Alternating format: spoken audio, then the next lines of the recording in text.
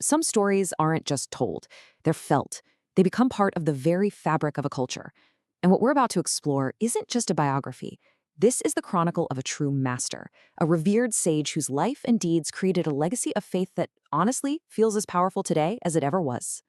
So let's begin with the man himself, the heart of this entire legend, Luang Pho Tae Kongthong. Just look at this image.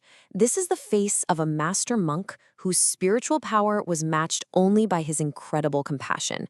We're going to dive into the journey that turned him into one of the most immortal figures in Thailand's spiritual history. His story begins way back on June 15th, 1891.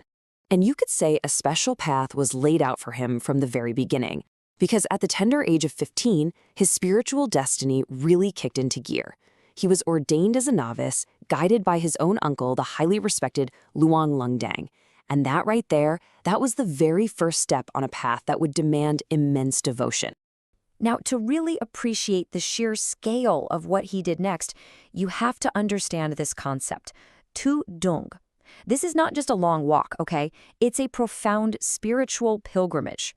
It's a monk deliberately walking into the wild, into hardship, through dense, dangerous forests, all to strip away ego and connect with a much deeper truth.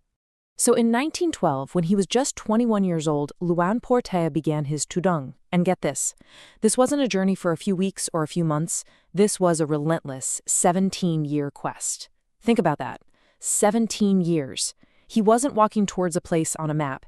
He was walking towards spiritual mastery, searching for sacred wisdom passed down by the giants before him. And this path, it wasn't random. He sought out the best of the best. He studied these deep, esoteric arts under his own preceptor, the legendary Luang Pho Tae. He then went even deeper with another master of the time, Luang Por Cham. But the final, most profound transmission of knowledge, wow, it came from a mysterious Khmer hermit deep in the wilderness, a former general who had given up everything for enlightenment. This is where Luang Pho Tae received the ultimate sacred sciences. So, after nearly 2 decades away from civilization, the master returned. He came back to his home temple, Wat Sam Ngam. But he didn't just return as a monk who'd mastered ancient secrets. No, he came back as this incredible force of compassion, ready to pour all of that spiritual energy back into the community that desperately needed him. And this is where you see his true character shine. His power was never for his own benefit. It was for the people. He built a health center for the sick. He built schools for the children. He even helped establish a police station for safety, built roads to connect everyone, and dug wells for clean water. He didn't just build a temple. He literally built the foundations of a modern, thriving community.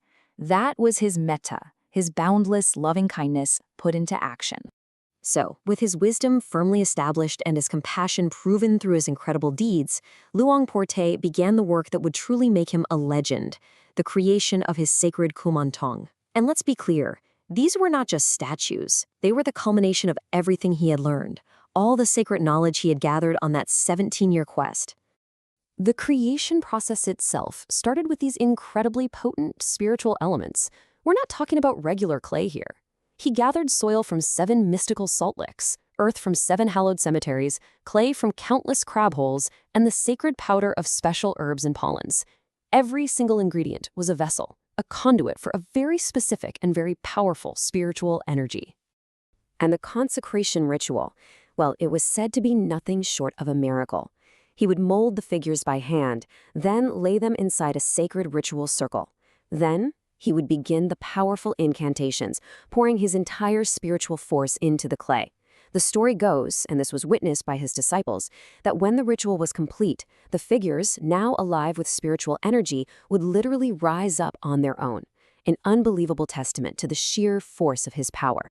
After a lifetime of unbelievable service and devotion, Luang Pho Tae passed away peacefully on Christmas Day 1981. He was 80 years old and had spent an incredible 59 of those years in the monkhood. His journey here on Earth had come to an end. But, as you're about to see, his immortal legend was really just beginning. You see, his passing wasn't an ending. It was more of a transformation.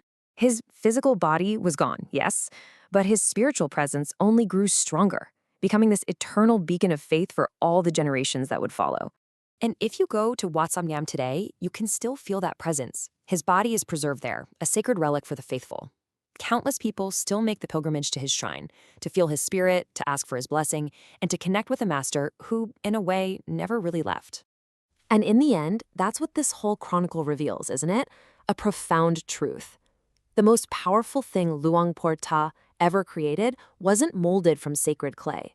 It was the unwavering faith he built in the hearts of the people. Because a master's greatest creation is never just an object of power. It's a faith that can truly transcend time itself.